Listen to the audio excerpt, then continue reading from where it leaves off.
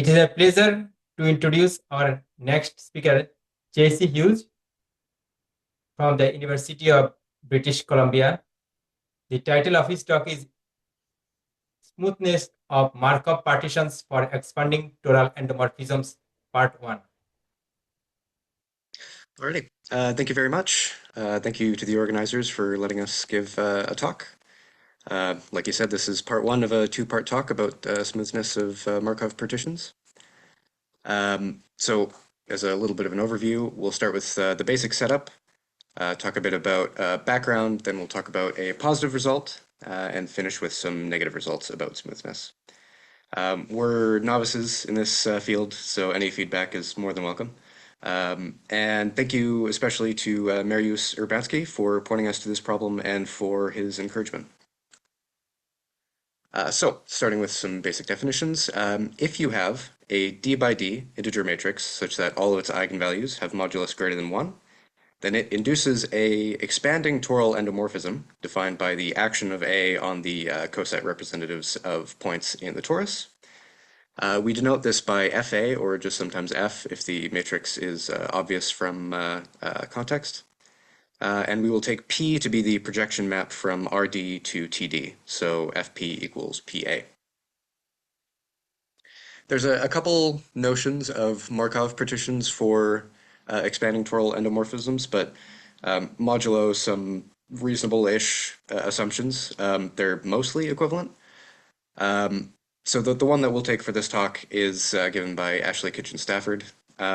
So a Markov partition for an expanding Toral endomorphism is a collection M of sets in the torus, such that each set is the closure of its interior and non-empty. The interiors of different sets are disjoint, and the torus is the union of the sets in the Markov partition. Also, we have a Markov property, which says that if f of the interior of Ri intersects the interior of Rj, then each point y in the interior of Rj has a unique preimage in Ri. And since we're talking about smoothness, the smoothness that we're talking about is of the boundary of the Markov partition, which we'll take to be the union of the boundaries of the rectangles in the Markov partition. And they're called rectangles for technical reasons. So some properties, Markov partitions exist. The boundary is nowhere dense, and the expanding endomorphism sends the boundary into itself. For smoothness, we'll say that a Markov partition is linear if its boundary is piecewise linear, smooth if the boundary is piecewise smooth, hybrid if the boundary is not smooth but contains a C1 arc. We won't see this in this talk, but in Hube's talk, this will show up. And it's maybe not a great name, but we'll say essentially nowhere smooth if the boundary is contains no C1 arcs. If anyone has a better name, I'm all ears. The reason we study symbolic or Markov partitions is because they give a useful symbolic coding of the dynamical system. So in particular, if we take the shift space X to be the set of sequences on K symbols, such that for each index I, f of the interior of Rxi intersects the interior of Rxi plus 1. And we equip X with the shift, the left shift. So since f is expanding, we get a map pi from the shift space to the torus, defined by sending the sequences in the shift space to the intersection of preimages of rectangles defined by the sequence. So pi turns out to be well-defined, continuous, surjective, makes this diagram commute, preserves entropy. It has a lot of very nice properties. So having a Markov partition helps with studying these dynamical systems quite a bit.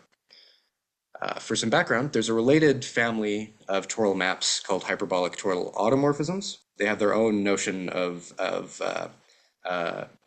Markov partitions, which is analogous. And in 1978, Bowen showed that the Markov partitions for hyperbolic automorphisms of T3 are not smooth. Then in 1991, Colley extended this to a complete classification for hyperbolic automorphisms in any dimension. And the sort of folklore is that the smoothness for expanding endomorphisms works analogously. So specifically, we have a conjecture. If A is a d by d expanding integer matrix, then it admits a smooth Markov partition if and only if some power of A is diagonalizable over Q. As far as we can tell, this is not in the literature anywhere, so most of this is just trying to address this perceived gap in the literature. And while we were trying to prove this for ourselves, we found some interesting, qualitatively different cases of smoothness behavior for Markov partitions. So what we've shown is that if A is a 2 by 2 expanding integer matrix, then FA admits a smooth Markov partition if and only if some power is diagonalizable with integer eigenvalues. That's the same as being diagonalizable over Q. In particular, when A is not diagonalizable, when no power of A is diagonalizable over Q, we split into 3 distinct cases. The first is A has irrational eigenvalues of different modulus. In this case, every Markov partition for FA is essentially nowhere smooth. The second case is A has a complex eigenvalue with an irrational argument mod pi, so the argument over pi is an irrational number. Then in this case, we also have that every Markov partition is essentially nowhere smooth. And in the third case, if A is not diagonalizable over R, then no Markov partition for FA is smooth, but some can be hybrid. So in this talk, we're going to talk about the forward positive direction, existence of smooth Markov partitions, and cases 1 and 2. Then 3 will be in the next talk.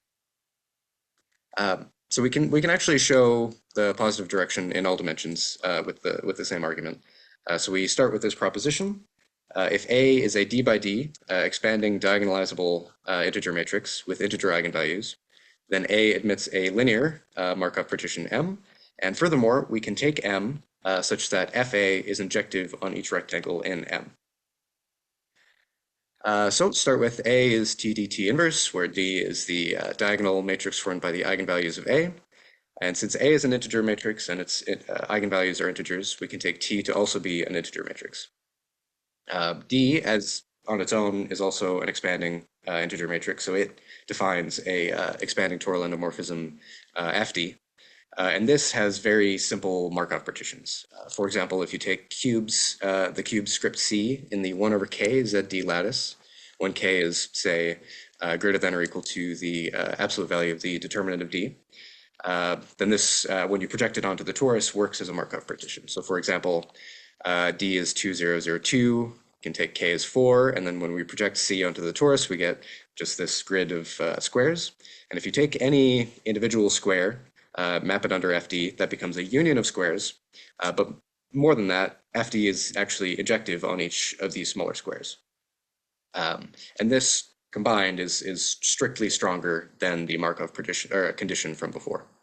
And also in R2, or in RD rather, if C is in script C, then D sends C to unions of other squares in script C. So if we take k to be larger than the absolute value of the determinant of D, and also a multiple of the determinant of T, then our Markov partition will turn out to be the projection of T applied to script C. So that's just PT applied to each cube in script C. So we can see pretty much immediately that this will satisfy the Markov condition for the same reason that it satisfies that the projection of C worked for D. So FA sends elements of PTC to unions of elements of PTC.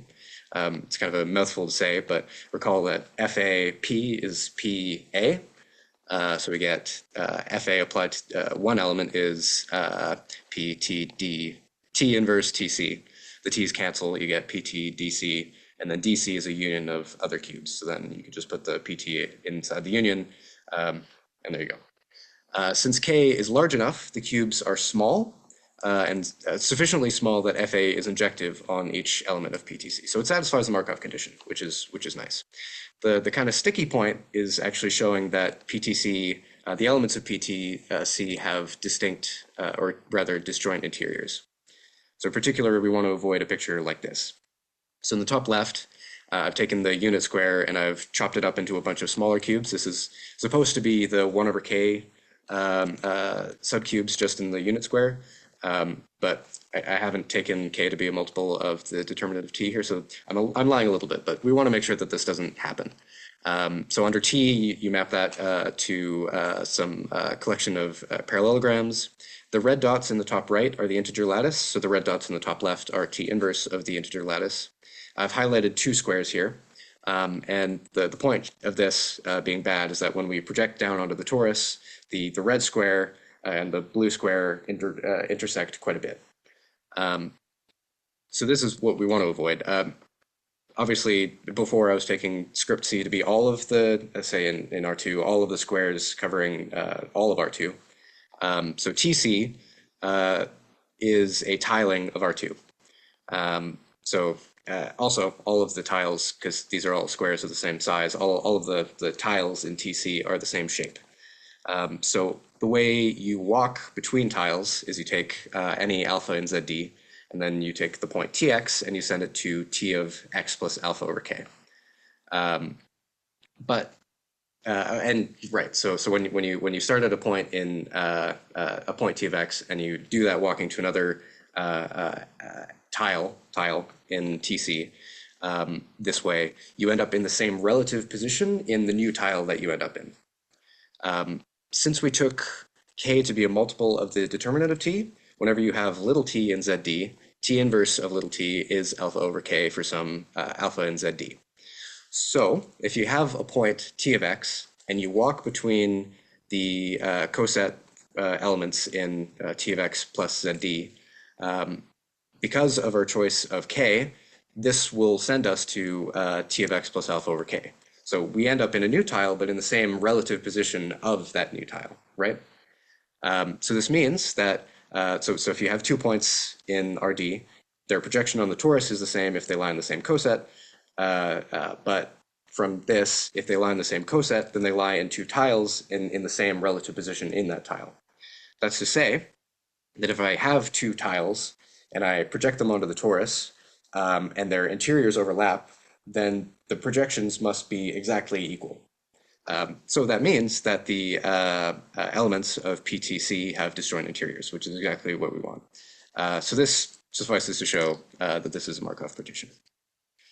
Right, so when we take this valid choice of k, this is the actual picture that we get. So starting with the cubes, mapping it over under T, and then projecting it down, we get this nicer picture. None of the things have overlapping interiors.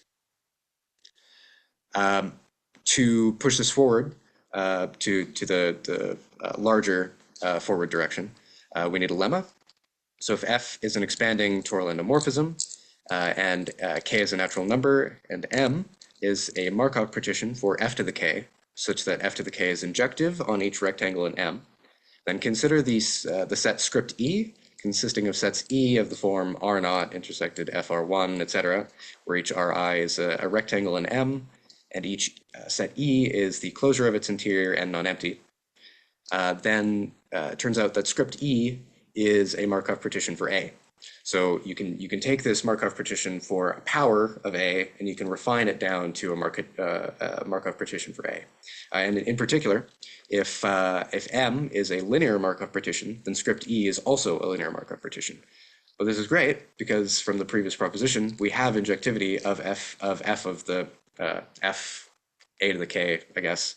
We have injectivity of that on the rectangles of M. So we can combine these two and we get this. We get our forward direction, which is if A is a d by d integer matrix expanding and some power is diagonalizable with integer eigenvalues, then it admits a linear Markov partition.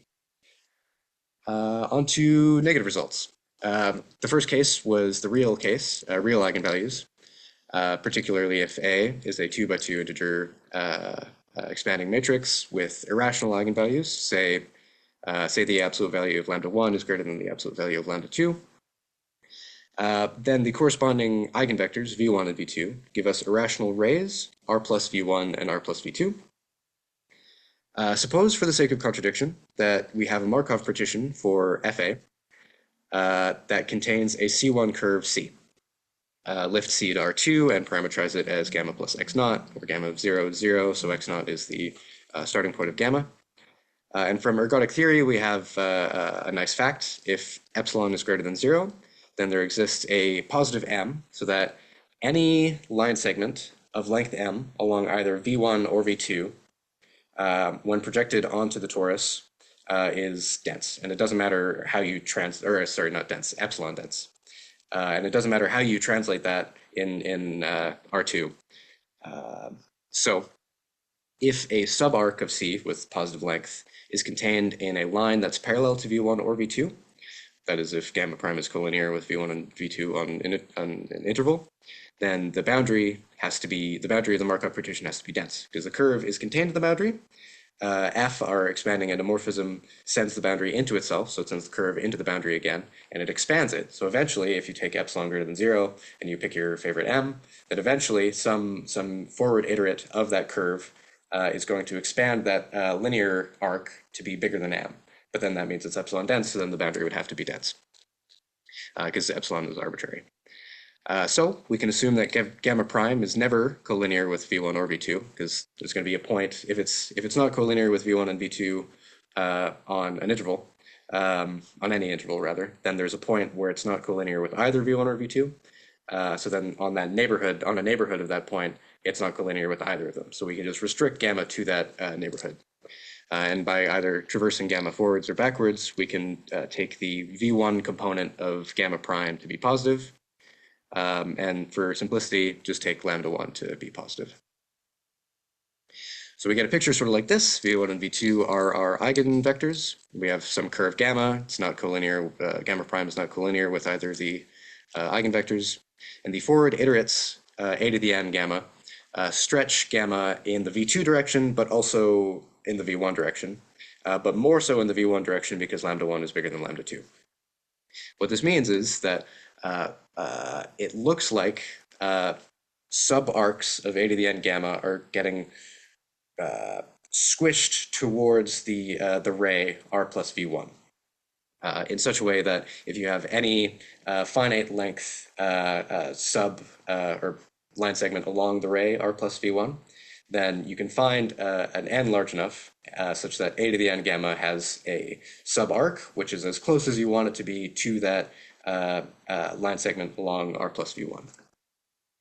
So this stretching of gamma, since gamma is C1, is uniform in some sense, which gives us exactly what I said. We can make that subarc as close as we want it to be. But when we project that subarc, 0 to m v1, onto the torus, that will be epsilon dense. So in particular, if we take a large enough n and a subarc of a to the n gamma that is close enough to this line segment, then that will be maybe 2 epsilon dense. And because the translation doesn't matter in terms of getting epsilon density when you project it onto the torus, if we reintroduce our starting point, so take a to the n gamma plus x naught and project that down, that's going to be part of that subarc of that, rather, will be part of f to the n of c. But f maps c into the boundary. So then if f to the n c is 2 epsilon dense, then the boundary must also be epsilon dense.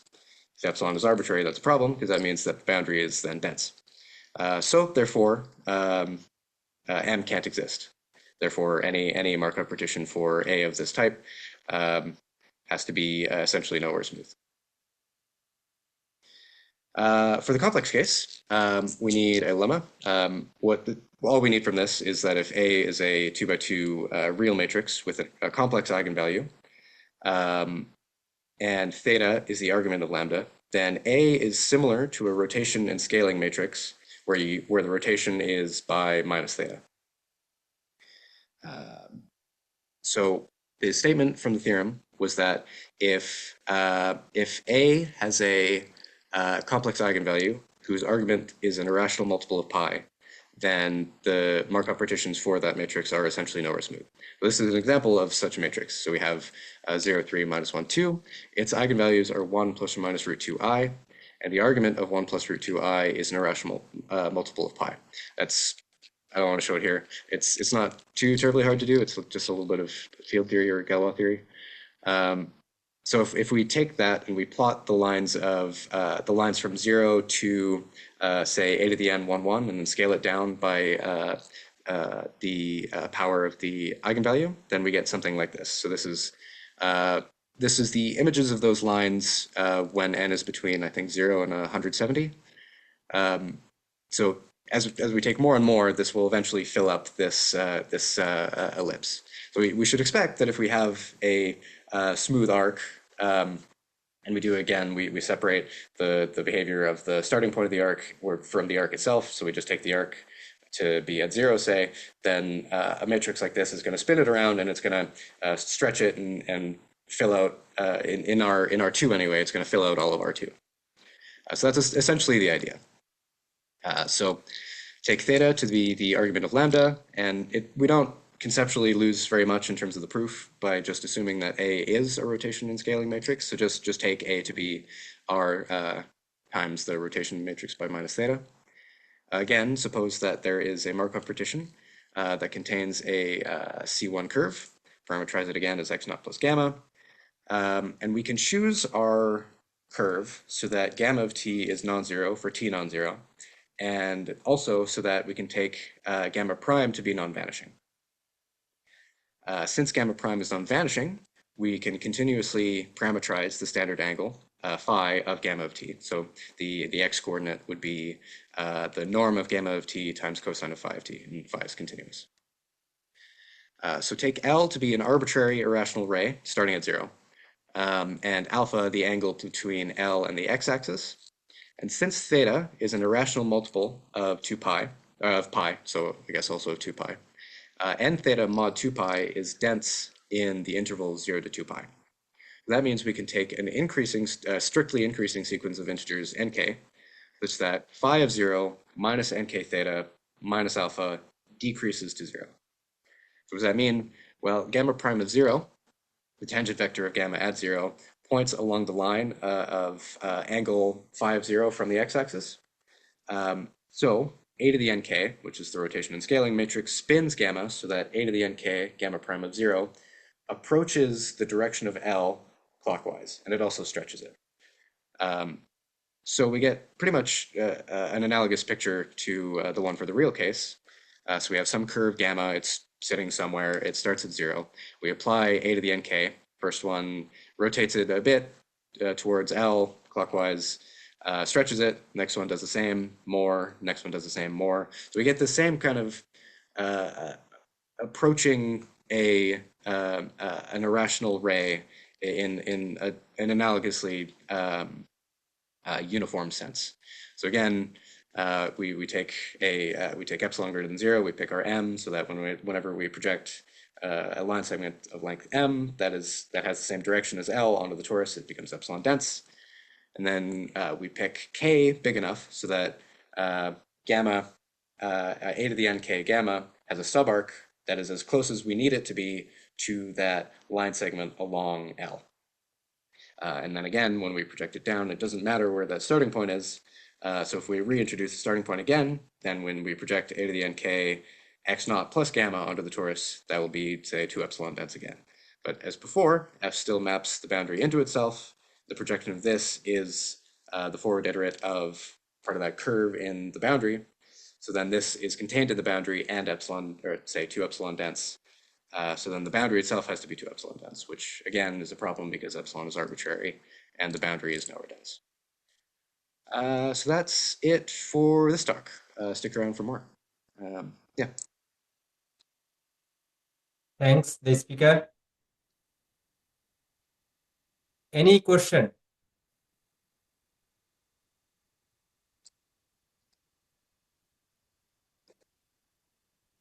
If not, let us thank the speaker again.